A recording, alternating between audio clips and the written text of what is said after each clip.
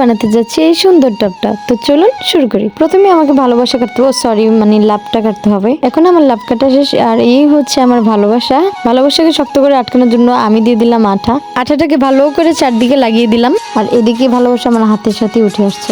যাই হোক, এখন আমি ভালোবাসাটাকে সুন্দর করে আটকে দেবো। তো অবশেষে আমার ভালোবাসা আটকানো শেষ। টপটাকে রং করার জন্য আমি গোলাপি আর সাদা রং দিয়ে দিলাম। তো দুইটা রং আমি মিশানোর পর একটা হালকা পিঙ্ক কালার আসছে, অনেক সুন্দর লাগছে। এরপর একটি পঞ্চের সাহায্যে ভালো করে চেপে চেপে রংটা দিয়ে দিবেন। কাগজটার উপরে এতটা দেওয়ার দরকার নেই, কারণ কাগজটা কিছুক্ষণ পরে উঠিয়ে নিব।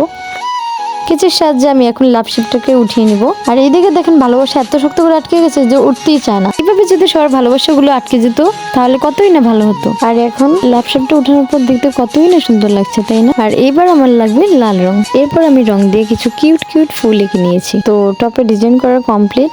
এরপর দিয়ে দিলাম পানি।